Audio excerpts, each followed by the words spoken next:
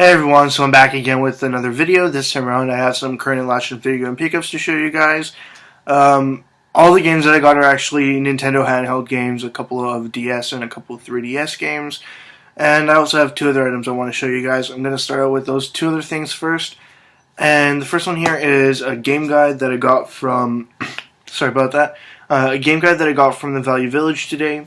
They had it priced at $2.99, and they actually had two copies of this, and the other one was priced at $4.99, so I thought that was kind of strange, but I went for the one that was $2.99. Both of them were complete. They had absolutely everything, so I really don't know why there was a difference in the price, but it's the guidebook for Borderlands 2.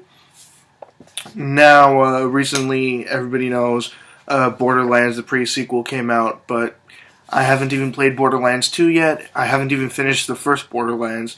So I thought, why not go for it? That's just my extremely lame saying, but whatever. I thought $2.99 was a cheap enough price, and it will definitely help me out, because it just seems like there's going to be too much going on in that game for me to even figure it out on my own. Next up, I went to an EB Games. I picked up two games, but I also got this one other item. It's another one of the codes for Diancie. They have been doing a giveaway for this since October 27th for Diancie, and I think October 13th it was the beginning of the Shiny Gengar giveaway. But yeah, I already have this. They just happen to have more of them at the EB Games that I went to, so I went ahead and grabbed another one. And I guess I'll be giving this away in my contest. And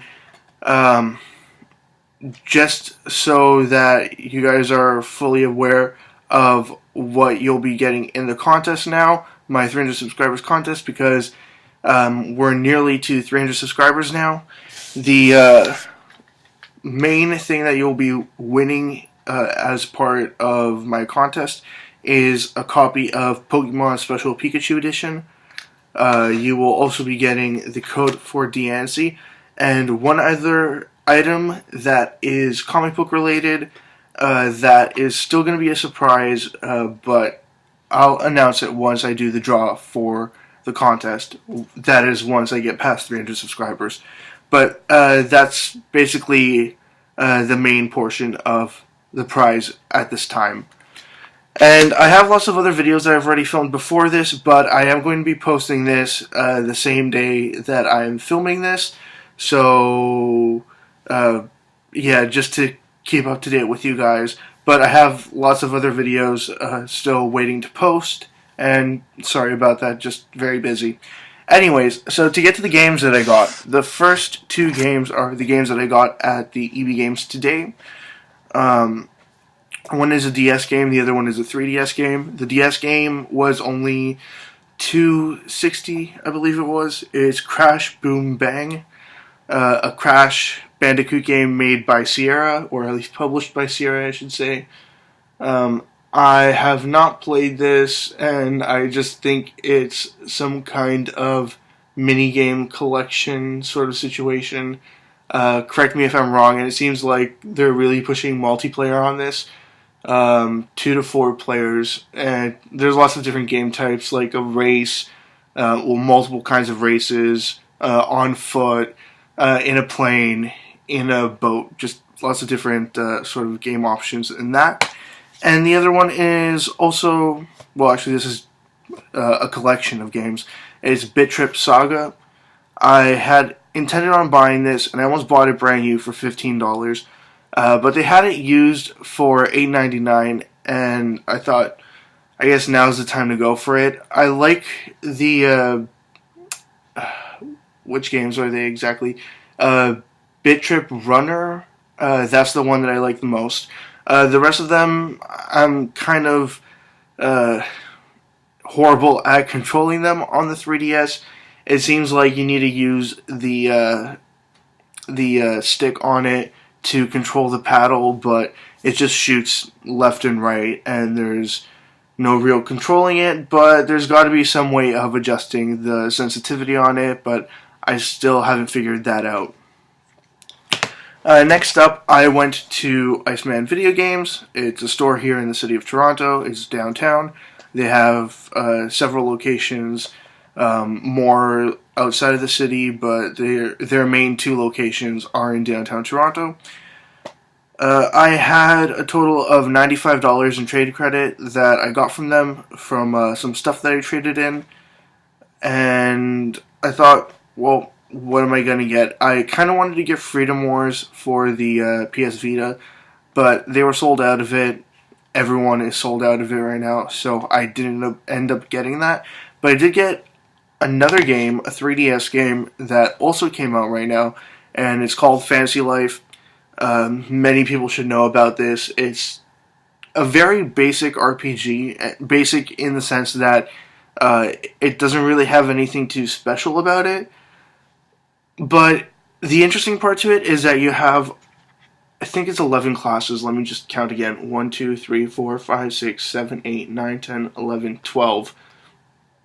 I hope that's right. 12 classes to pick from. And they're all things like paladins, hunters, mercenaries, tailors, cooks, woodcutters. There's lots of different options to choose from, and you can switch your class throughout the game. And I have to say that so far my first play through the game, I played as a paladin, and I finished the entire story. It's only 7 chapters, but I believe there's also some DLC available. And I really do think that they push you to play as the paladin first. Even on the cover here, the main character that you can see, other than these characters here in the symbol, is the paladin right there in the foreground. But yeah, it was fun playing as a paladin, and right now I'm playing as the woodcutter. They basically go around chopping down wood, and I guess they just collect it. I haven't really played as the woodcutter for that long, so I don't know how he plays exactly.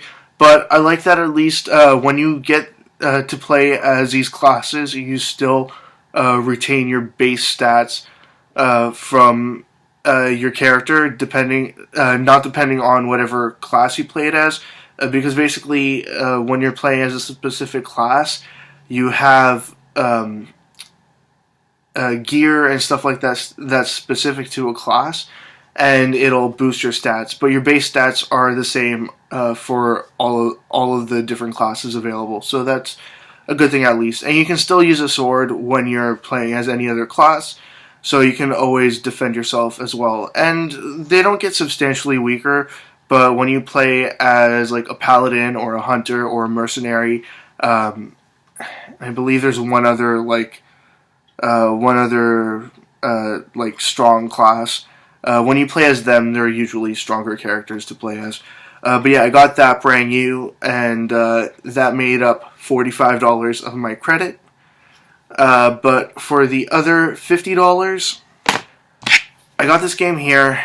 It's a game for the DS that I haven't necessarily been looking for. I was looking for the other game in this franchise that came out for the Wii, but that's a very long story. I still haven't been able to find it.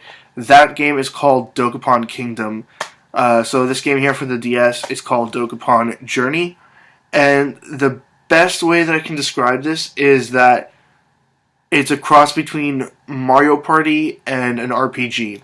So your characters level up, but the way that you play the game is you spin I don't know what to call it, a dial. I'll just call it a dial. You spin a dial, I suppose, and you can land on anything from 1 to 6.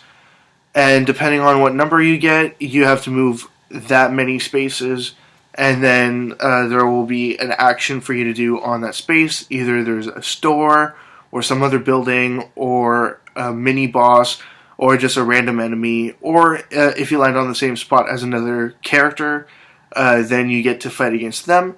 And the thing is, you can choose to either play against CPUs, or you can play against your friends.